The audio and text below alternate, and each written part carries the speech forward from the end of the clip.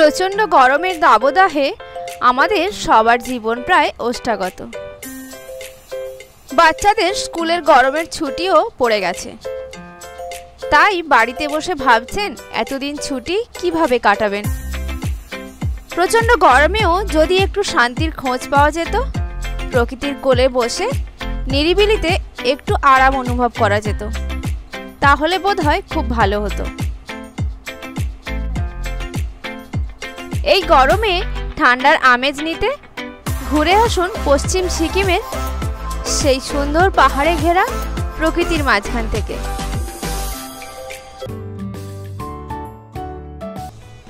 যেখানে গেলে প্রকৃতির কোলে একসঙ্গে ঝর্ণা, নদী, পাহাড়, সঙ্গে সবুজ বনানী, সব কিছুই একসঙ্গে সুন্দরভাবে অনুভব করা যাবে।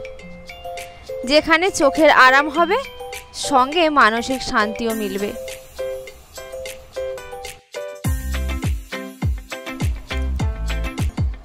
এই পশ্চিম সিকিম যাবার জন্য কিভাবে যাবেন, কোথায় থাকবেন, খরচই বা কত হবে, হোটেল কোথায় নেবেন, আপার পেলিং, মিডিল পেলিং নাকি লোয়ার পেলিং?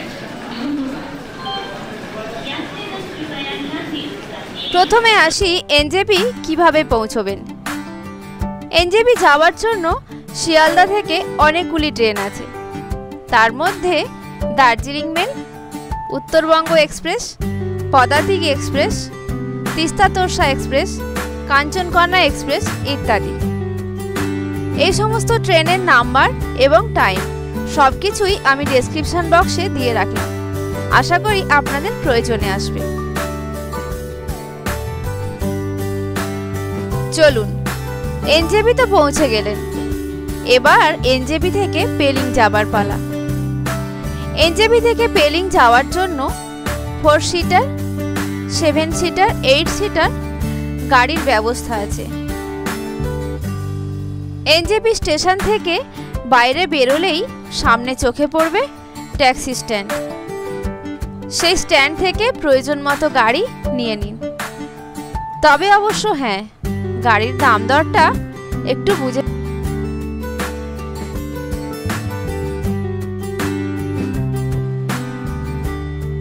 এনজেপি থেকে পেলিং এর দূরত্ব হলো প্রায় 130 কিলোমিটার। যেতে সময় লাগবে কম বেশি 4.5 ঘন্টার মতো। এই রাস্তাপথটি ভারী সুন্দর।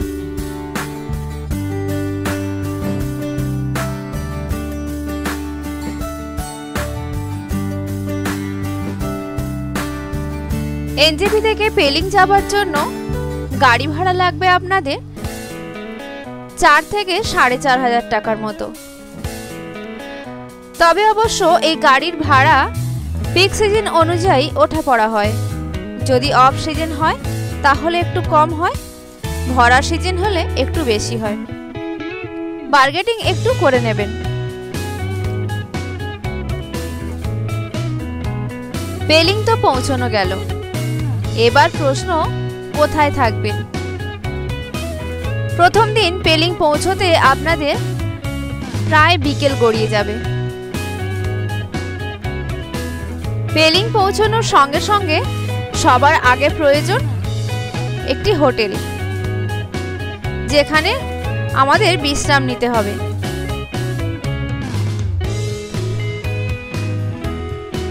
এখন নিশ্চয়ই আপনাদের মনে প্রশ্ন জাগছে, হোটেলটি আপনারা আপার পেলিং এ নেবেন নাকি মিডিল পেলিং নাকি লোয়ার পেলিং?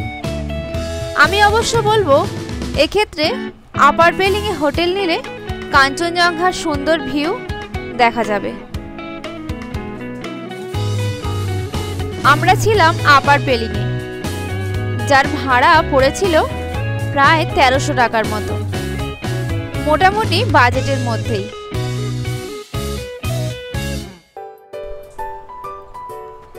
এবার আসি পেলিং কিভাবে ঘুরবেন।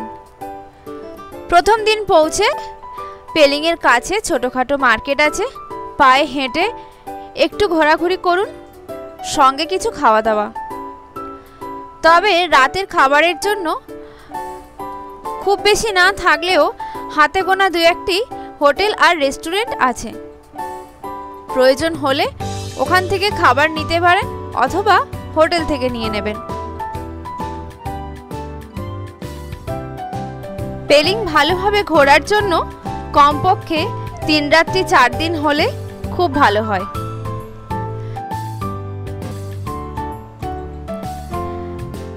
কারণ প্রথম দিন লেগে যাবে এনজেবি থেকে পেলিং পৌঁছতে, আর 2 দিন হাতে থাকবে পেলিং সাইট সিইং করার জন্য। চতুর্থ দিনে রাবাংলা নামচি হয়ে এনজেবি পৌঁছে যান। আজ দ্বিতীয় দিন সকাল সকাল ব্রেকফাস্ট সেরে বেরিয়ে পড়ুন পেলিং সাইট সিইং এর উদ্দেশ্যে, অথবা রাস্তাতেও ব্রেকফাস্ট সারতে পারেন।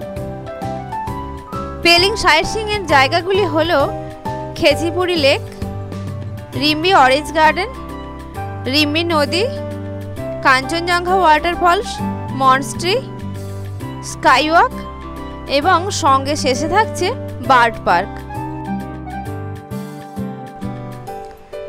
প্রথমে খেচিপুরি লেক, তারপর কাঞ্চনজঙ্ঘা ওয়াটারফলস দেখে এখন আমরা চলে এসেছি অরেঞ্জ গার্ডেন আর সঙ্গে রিম্বি নদী। অরেঞ্জ গার্ডেন থেকে পেরিয়ে নিচে নামলেই এই নদী, যার কোলে বসে নিচ থেকে চারিদিকের এই জঙ্গলের খুব সুন্দর দৃশ্য দেখা যায়।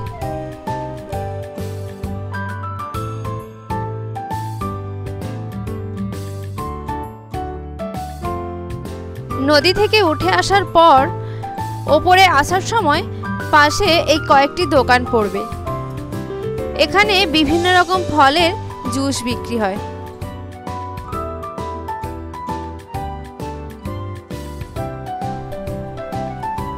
এরপরেই রাস্তার ধারে পড়বে এই ছোট্ট মিষ্টি ঝর্ণাটি, যার নাম হলো রিম্বি ওয়াটারফল।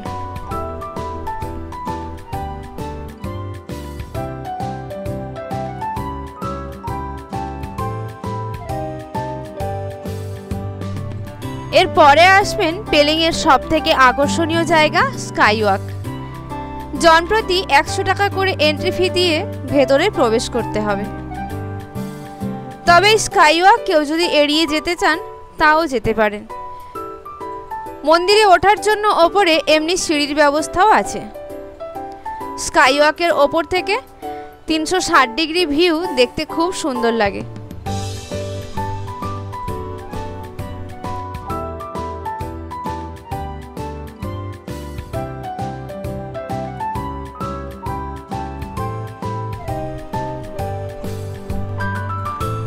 স্কাইওয়াক থেকে হেঁটে আসার পর অনেকগুলি সিঁড়ি ভেঙে ওপরে উঠতে হবে। ওপর থেকে চারিদিকের দৃশ্যটা আরো বেশি সুন্দর লাগে। এই স্কাইওয়াক ঘুরে দেখার জন্য হাতে কম করে 45 থেকে 1 ঘন্টা লাগতে পারে, তাই হাতে সময় নিয়ে আসবেন।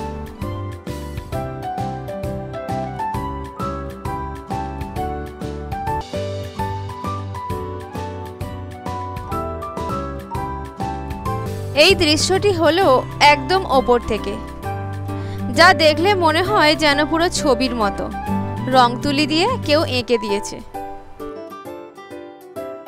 এরপরে আরো একটি মনস্ট্রি পড়বে। মনস্ট্রি দেখার পর প্রথম দিনের শেষ গন্তব্য বার্ড পার্ক। পাহাড়ের কোলে পাইনের জঙ্গলের ভেতরে এই সুন্দর পাখির পার্কটি দেখতে কেউ মিস করবেন না।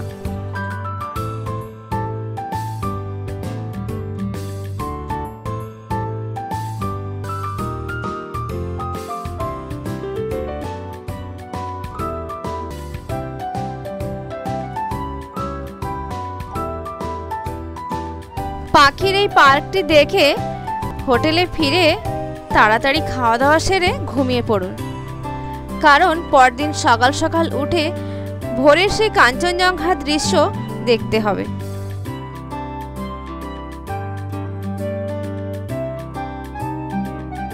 এই দৃশ্যটি হলো সেই ভোরের কাঞ্চনজঙ্ঘা, যা দেখতে হলে 5টায় উঠে ব্যালকনিতে একটি চেয়ার নিয়ে বসে অপেক্ষা করতে হবে।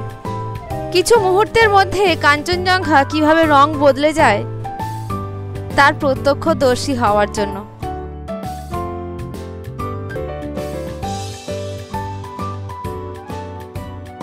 তৃতীয় দিন সকালে পেলিংয়ে সেন্সার ব্রিজ দেখে তারপর চলে যান রাবাংলা। রাবাংলাতে এই বুদ্ধ পার্ক দেখে পাশেই হোটেল নিয়ে রাত্রিটা এখানে থেকে যান। আশেপাশে অনেক হোটেলের অপশন আছে। আজ চতুর্থ দিন।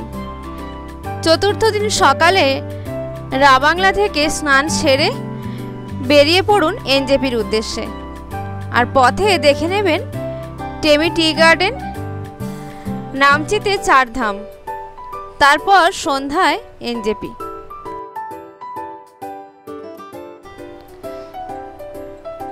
এই টেমি টি গার্ডেন হলো সিকিমের একমাত্র চায়ের বাগান।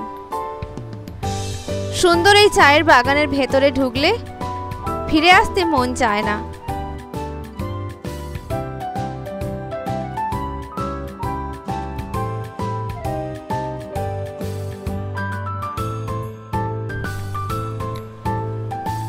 টেমি টি গার্ডেন থেকে নামচি যাবার পথে এই গোল্ডেন টেম্পল দেখে নিতে পারেন। এখানে বাবা মহাদেবের মূর্তি আছে আর সঙ্গে ভেতরে আছে সাই বাবার মূর্তি।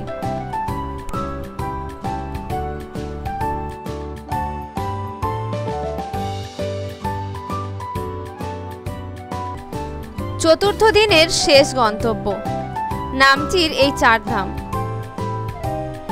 যেখানে ঘুরতে গেলে চারধাম একই সঙ্গে দর্শন হয়ে যায়। আর এই চারধাম হলো বাবা বদ্রীনাথ, জগন্নাথ, রামেশ্বরম আর দ্বারকা। এই চারধাম দর্শন করে এনজেপি পৌঁছতে প্রায় সন্ধ্যা হয়ে যাবে। রাতের খাবারটা এনজেপি স্টেশন থেকে নিয়ে ট্রেনে উঠে পড়ুন।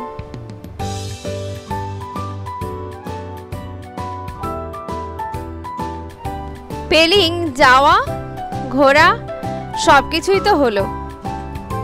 এবার আসি খরচ কত হবে।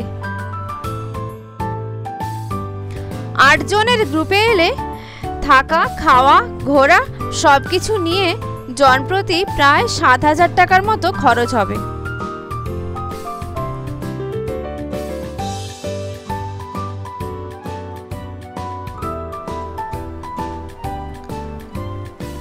তাহলে আজ এই পর্যন্ত। আপনারা চটপট ব্যাগপত্র গুছিয়ে গরমেই ঘুরতে বেরিয়ে পড়ুন। আমি ফিরছি পরের দিন। সবাই খুব ভালো থাকবেন আর সব সময় মনের কথা শুনে চলবেন।